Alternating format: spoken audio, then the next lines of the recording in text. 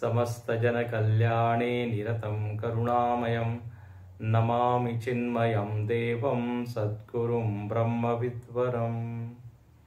नीलाम्बुजश्यामलकोमलाङ्गं सीतासमारोपितवामभागं पाणौ महासायकचारुचापं नमामि रामं रघुवंशनाथम्।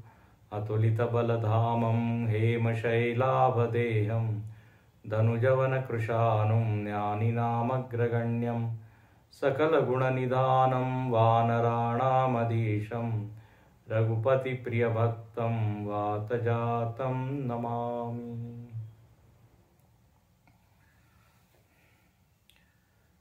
माँ जानकी की इच्छा पूर्ण करने के लिए भगवान स्वर्णमृग के पीछे भागते हैं। स्वर्णमृग वास्तव में मायावी मारीच था। उसने अपने माया के जाल में भगवान को फंसाया, धोखा दिया। मरते वक्त वो कहता है, हा लक्ष्मण। सीता जी ने जब ये बात सुनी तो लक्ष्मण जी को उन्होंने आग्रह पूर्वक भेजा है। हमारे राम जी संकट में हैं। पतिव्रता स्त्री के मन में ये बात आती है, किसी भी ढंग से उनके प्राण बचे। लक्ष्मण जी ने समझाने का प्रयत्न किया कि प्रभु रामचंद्र जी केवल आपके ही पति नहीं, वो जगत के स्वामी हैं, जिनके सृष्टि, जिनके भ्रुकुटी के विलास से सृष्टि होती है और सृष्टि लीन भी होती है। आप चिंता न करें। लेकिन सीता जी माया के वश में हैं, तो विवेक उनको हो नहीं रहा है। जो सद असद विवेकिनी बुद्धि है वो लुप्त हो गई है। और वो भेजती है, लक्ष्मण जी अनमने ढंग से, वैसे तो उनकी इच्छा है नहीं, क्योंकि भगवान ने भी उनको आदेश दिया था कि आपको यहीं रहना है, लेकिन सीता जी के कहने पर चलते हैं। और इधर जो है रावण आया है। भगवान जब उस मारीच के पीछे भागे हैं तो गोस्वामी जी ने गीतावली में उस दृश्य का वर्णन किया कि कर सर धनु कटि रुचिर निशंग प्रिया प्रीति प्रेरित वन बीथिन विचरत कपट कनक मृग संग। प्रिया के द्वारा प्रेरित भगवान जो है वो उस कपट कनक मृग के पीछे भाग रहे हैं। कैसे दिख रहे हैं? भुज विशाल कमनीय कंदौर समसीकर भोवे सावरे अंग। ये सारा वर्णन है। कर सर धनु कटि रुचिर निशंग कर सर धनु कटि रुचिर निशंग प्रिया प्रीति प्रेरित वन बीथिन प्रिया प्रीति प्रेरित वन बीथिन विचरत कपट कनक मृग संग कर सर धनु कटि रुचिर निशंग कर सर धनु भुज विशाल कमनीय कंदौर भुज विशाल कमनीय कंदौर समसी कर बोए सावरे अंग, मन मुकुता मणि मरकत गिरि पर, लसत ललित रवि किरनि प्रसंग, कर सरधनु कटि रुचिर निषंग, कर सरधनु। कर सरधनु, हाथ में धनुष और बाण लेके भाग गए। अब कहते हैं भगवान ने लक्ष्मण जी को देखा है। लक्ष्मण जी ने कहा, लक्ष्मण जी को भगवान कहते हैं, अरे तुमको आदेश दिया था। तब लक्ष्मण जी सब बात कहते हैं। जल्दी जल्दी दोनों वापस आते हैं। इधर सून बीच 10 कंधर देखा। ये जो रावण है उसने देखा है कि अभी तो यहां पे अब कोई नहीं है, और वो आता है। यहां पे पिछली बार हमने वर्णन देखा था कि व्यक्ति जब कुछ गड़बड़ काम करता है तो घबराता है। पाप का लक्षण यही बताया है कि करने के पहले भय, करते समय भय, करने के बाद भय, या करने के बाद पश्चाताप। तो यहां पे लिखते हैं कि इतना डर गया वो, उसका तेज, उसकी बुद्धि, वो सब लुप्त हो गई। और वो वहां पर आके कहता है, भिक्षाम देहि, बहुत भिक्षाम देहि। यति का वेश बनाया, साधु का वेश, और बड़ी मीठी मीठी बात करता है, कथा सुनाता है, पूरा प्रभाव डालता है। राजनीति भय प्रीति दिखाई, राजनीति की बात करता है, कभी थोड़ा डराता भी है, तो कभी प्रेम दिखाता है। वाल्मीकि रामायण और दूसरे रामायण में वर्णन है, स्तुति करता है वो जानकी माता की। और बाद में एक वाक्य कहता है कि तुम इस तपस्वी के साथ यहां क्या कर रही हो, तुमको तो मेरे साथ होना चाहिए। जब ये बात सुनी है तो सीता जी की एकदम आंखें खुल गई कि ये कोई यति साधु नहीं है।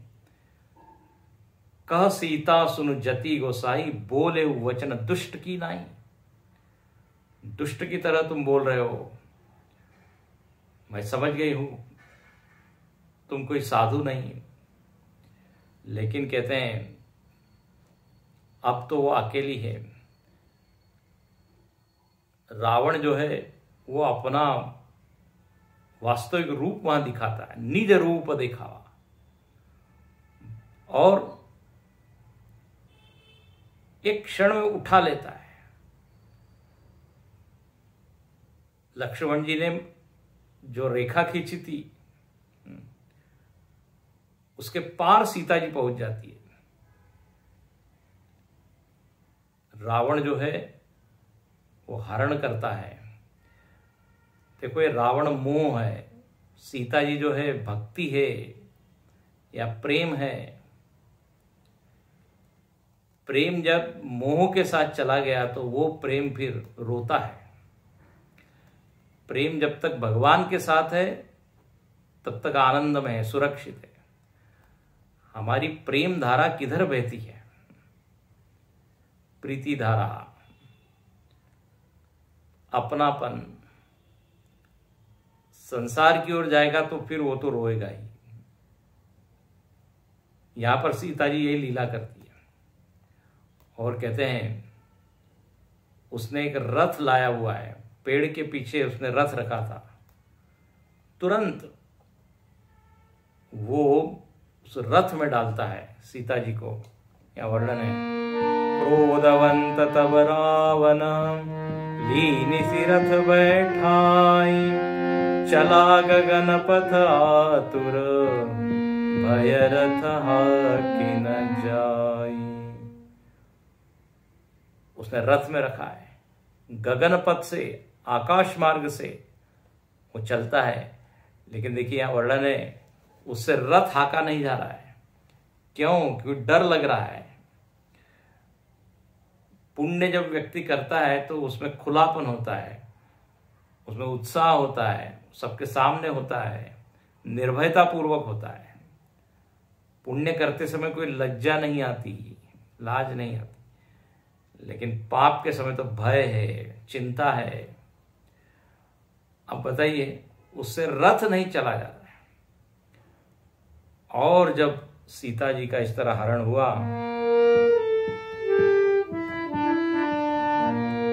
आज गए कबीर रघुराया, के अपराध विसारे उदाया, आरती हरन सरन सुखदायक, रघुकुल सरोज दीन नायक, हालछि मन तुमार नहीं दोषा, सो पल पायऊ कीने उरोसा, विविध विलाप करती वै देहि, भूरि कृपा प्रभु तूरि सनेहि, विपति मोरि को प्रभु सुनावा, पुरोडास चरा सब खावा।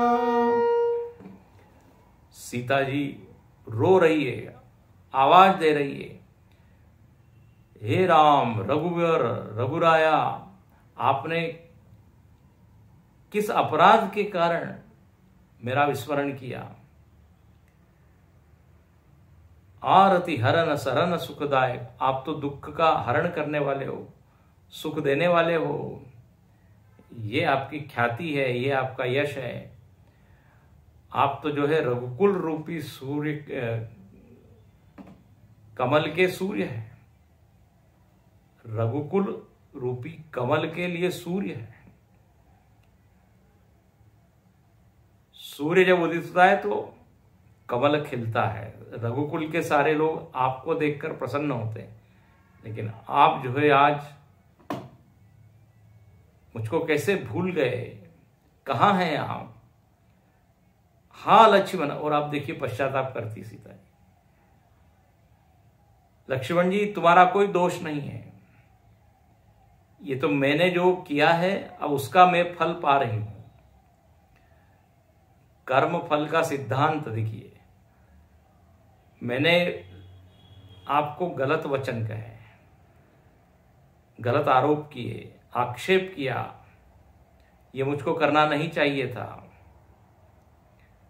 अब उसका फल मैं भुगत रही हूं।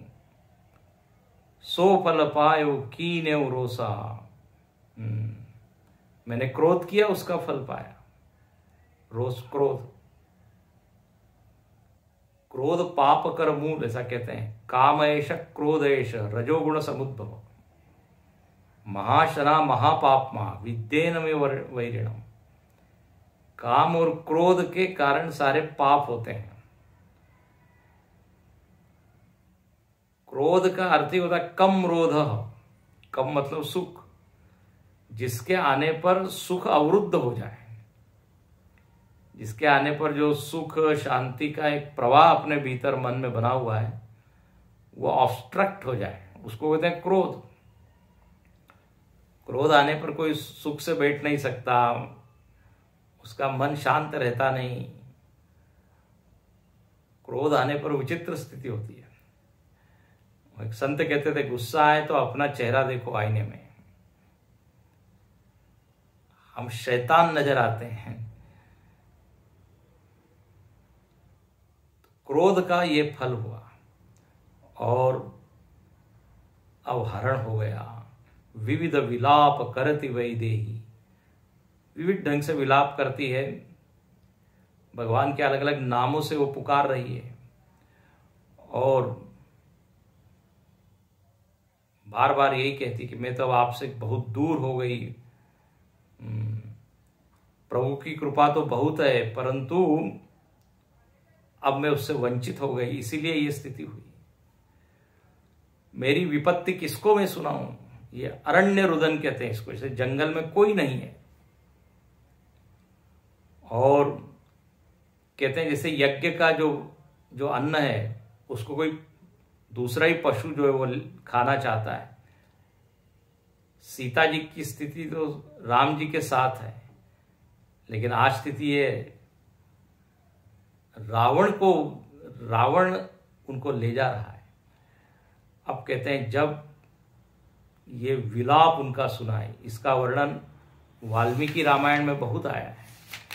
वाल्मीकि रामायण में हृदय विदारक ऐसा वर्णन है। भवभूति ने भी लिखा है शोक का वर्णन करते हुए कि सीता जी के इस दुख को देखकर पत्थर भी पिघल गए। अपि ग्रावा रोदिति अपि दलति वज्रस्य हृदयम, ऐसा ये शोक का वातावरण। और कहते हैं जब ये आर्त दुख भरी जो वाणी है, वचन है, पुकार जो है वो गिद्धराज ने सुनी। 4 प्रकार के भक्त होते हैं, उसमें एक भक्त है आर्त भक्त, जो दुख के कारण भगवान को पुकारता है। तो यहां पर सीता जी की स्थिति वही है, आर्त। और कहते हैं गीधराज सुनी आरती बानी, रघुकुल तिलक नारी पहचानी, अधम निशाचर लीने जाय, जिमि मलेच्छ बस कपिला गाई। गिद्धराज जटायु ने जब ये दुख भरी वाणी सुनी तो पहचान लिया कि ये तो अरे हमारे आराध्य भगवान की अर्धांगिनी है, और ये अधम राक्षस इनको लेके जा रहा है। ऐसा लग रहा है मानो कि कपिला गाय जो है कोई म्लेच्छ के हाथ पड़ गई हो। और वो देखता है जटायु जी, और एकदम वहां पहुंचते हैं। कहते हैं सीते पुत्री, पुत्री करके बोलते हैं, डरो नहीं, मैं आ गया और मैं इस राक्षस का नाश करूंगा। अब देखिए जटायु जो है एक पक्षी है, रावण इतना बड़ा शक्तिशाली अस्त्र शस्त्र उसके पास है, लेकिन जटायु जो है वो उसके साथ युद्ध करता है। यहां वर्णन है, धावा क्रोधवंत खग कैसे, छूटई पवि पर्वत कहु जैसे। जैसे पर्वत की ओर कोई वज्र छूटता हो, रावण पर्वत की तरह वज्र जो है वो पर्वत की ओर जा रहा हो, गरुड़ जी वज्र की तरह, जटायु जी, और जो है वो ललकारते हैं। अब जब देखा है रावण ने, वो अपने रथ को इधर उधर ले जाता है। जटायु जी कहते हैं, अरे दुष्ट, खड़े क्यों नहीं होता, युद्ध क्यों नहीं करता, डर रहा है, भाग क्यों रहा है। पुकारते हैं जटायु और कहते हैं, रावण ने जब ये देखा कि एक बड़ा गरुड़ पक्षी, इसको गीध भी कहते हैं, गरुड़ पक्षी भी कहते हैं, बोले साक्षात भगवान विष्णु का वाहन तो नहीं आ गया, या फिर ये कोई पर्वत है क्या, मैनाक पर्वत है। क्योंकि पहले के जमाने में कहते हैं पर्वतों को भी पंख हुआ करते थे, वो उड़ते थे। सुंदरकांड में वर्णन आता है, ते मैनाक हो श्रमहारी। जब हनुमान जी जा रहे थे तो मैनाक पर्वत समुद्र में से ऊपर आया। अब वो काफी उसमें लंबी कथा है। इंद्र इत्यादि ने ये पर्वतों के पंख जो है वो काट दिए थे, तो मैनाक जो है वो छुप के पानी में आके रह रहा था, ऐसा वर्णन है। वायु देवता ने उस मैनाक की सहायता की थी और समुद्र में लाके उसको छिपा दिया था। तब मैनाक ने देखा कि अरे हमारे पवन देव के पुत्र जा रहे हैं हनुमान जी, तो उनकी सेवा करनी चाहिए, थोड़ी देर उनको आराम देना चाहिए। इसलिए मैनाक पर्वत वहां ऊपर आता है। हनुमान ते परसाकर पूनी की न प्रणाम। हनुमान जी वहां केवल प्रणाम करते हैं, कहते हैं राम काज कीने बिनु मोहि कहाँ विश्राम। बाद में आएंगे, अभी मुझको विश्राम नहीं, अभी मुझको मेरा काम पूरा करना है। कि तो वर्णन ये है कि मैनाक पर्वत तो कहीं आ नहीं गया। रावण को ऐसा लगता है कि मैनाक खगपति होई, मम बल जान सहित पति सोई। गरुड़ जी तो मेरे बल को जानते हैं, विष्णु जी भी जानते हैं, तो वो मेरे से क्यों युद्ध करेगा? उसको मालूम है मैं कितना विशाल हूं, कितने शक्तिशाली हूं।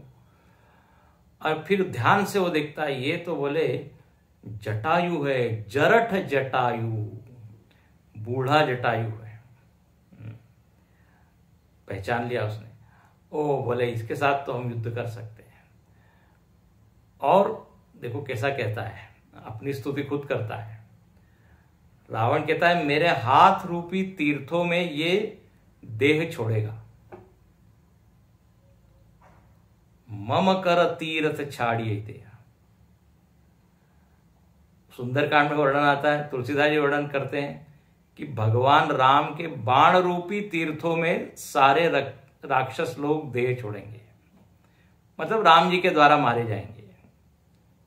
वहां पे राम जी के बाणों को तीर्थ कहा है, यहां पर ये रावण अपने हाथ को तीर्थ कहता है। बोले मेरे हाथ से ये मरेगा। सुनत गीध क्रोधा तुरधाव। जब सुना जटायु जी ने ये वाक्य, गुस्सा आया उसको, क्रोध से उनकी ओर भागते हैं और रावण को कहते हैं मेरी जो है सीख, कुछ सीख ले तू। कह सुन रावण मोर सिखावा। क्या मैं कह रहा हूं? तो वो कहते हैं सुनत गीध क्रोधातुर धावा, कह सुनु रावण मोर सिखावा। तज जानकी कुशल गृह जाहु। हारमोनियम।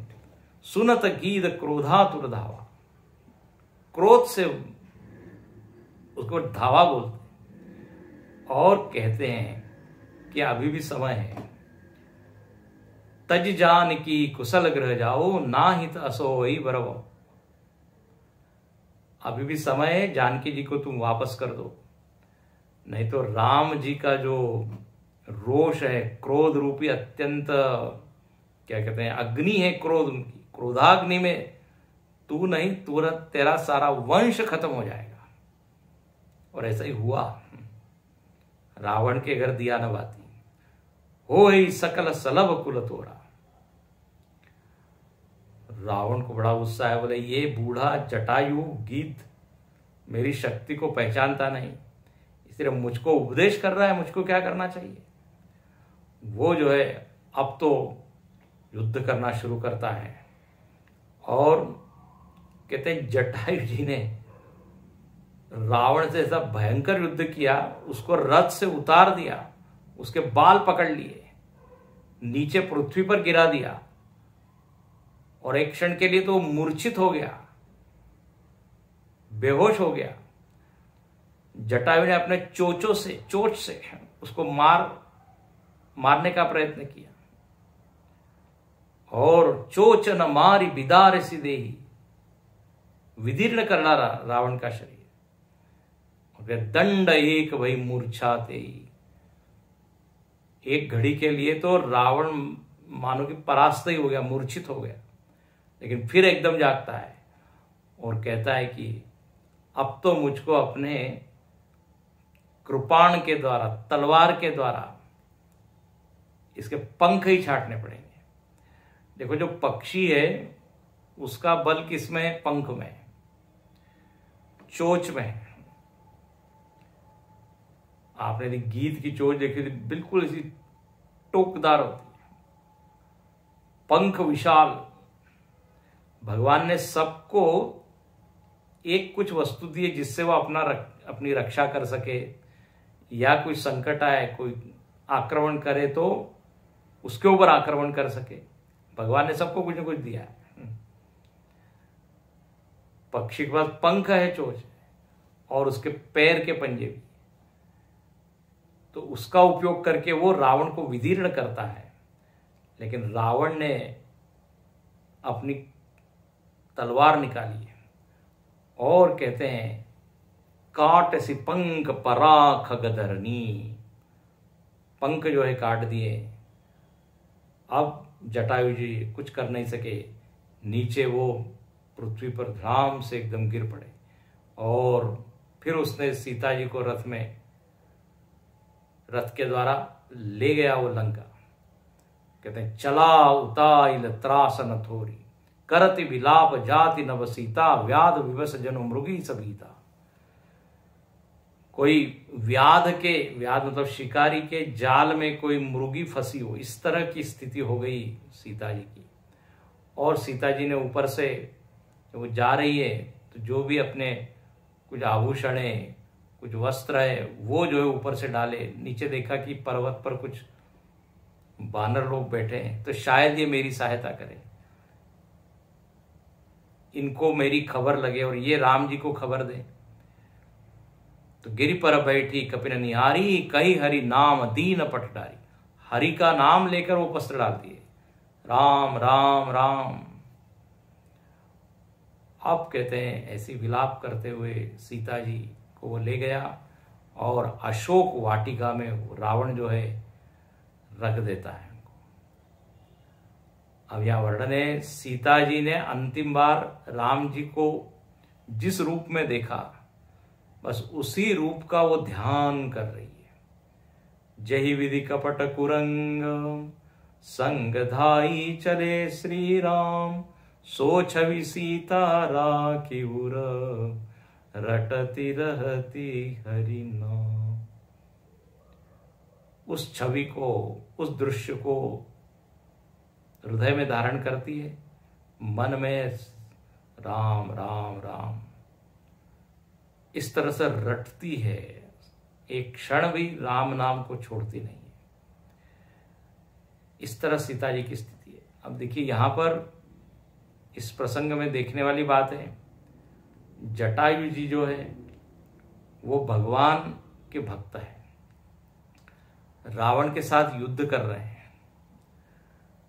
हालांकि रावण जो है सीता जी का हरण करने में सफल हो गया, जीत गया, लेकिन जीवन में हार गया। और जटायु जी हार कर भी जीत गए। जटायु जी ने अपना देह, अपने प्राण सब भगवान के लिए अर्पित किए। भले ही दिखने में जो उनका लक्ष्य था वो लक्ष्य पूरा हुआ नहीं, सीता जी को बचा नहीं पाए, लेकिन उनके मन में ये संतोष है कि मैंने तो भगवान की मदद की, सीता जी की मदद की, मैं कुछ कर सका, रावण को डरा सका, रावण को कुछ क्षण के लिए तो भी रोक सका। तो ये एक बहुत बड़ा संतोष, सेटिस्फैक्शन। व्यक्ति बाहर क्या सफल हो रहा है इसके बजाय ये देखना ज्यादा महत्वपूर्ण है कि अंतरंग में उसकी स्थिति क्या है। रावण की स्थिति हमने देखी, डरा हुआ है, चिंतित है, चंचल है, घबराया है। लेकिन इधर जटायु निर्भय है, उनके पास बाह्य कोई साधन नहीं है, लेकिन उनका ध्येय ऊंचा है।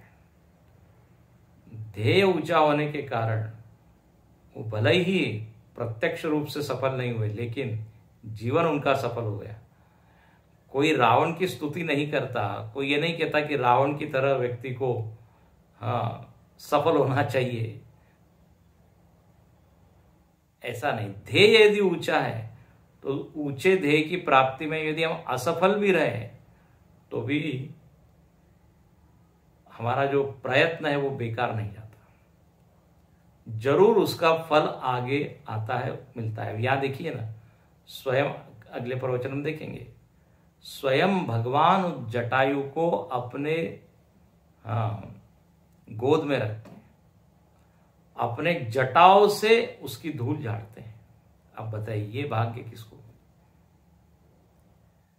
तो यहां जटायु जी का इस तरह से जो आवाहन है रावण के साथ युद्ध करना है, बहुत कुछ सिखाता है। सीता जी देखिए लीला कर रही कि व्यक्ति जो है माया की ओर आकर्षित होकर कैसा दीनहीन हो जाता है, बंधन में पड़ जाता है। इतना सुरक्षित सब कुछ होते हुए भी वो अकेला हो जाता है। सीता जी ये दिखा रही है कि जब हम गलती करते हैं तो फिर हमको अनेक लोगों की आवश्यकता पड़ती है। अब बताइए, गीधराज से वो मानो की प्रार्थना कर रही है, बचाओ। हर व्यक्ति के जीवन में ऐसे प्रसंग आते हैं। तो सीता जी देख मानो की कह रही है, सावधान, जो गलती हमने की वो गलती आप ना करें। इस तरह यहां पर ये सीता हरण का प्रसंग है।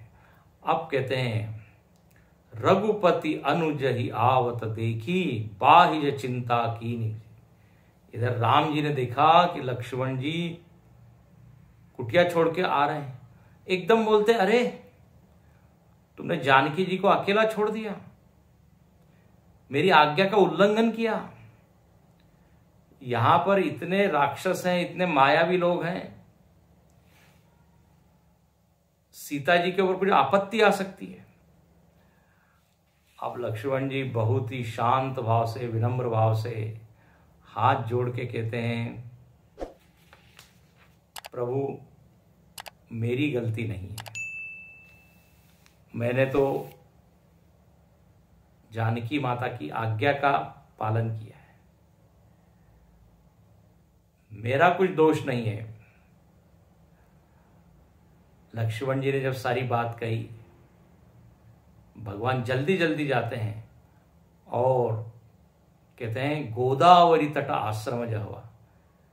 गोदावरी के तट पे इनका आश्रम है, इनकी कुटिया है जहां भगवान रहते हैं।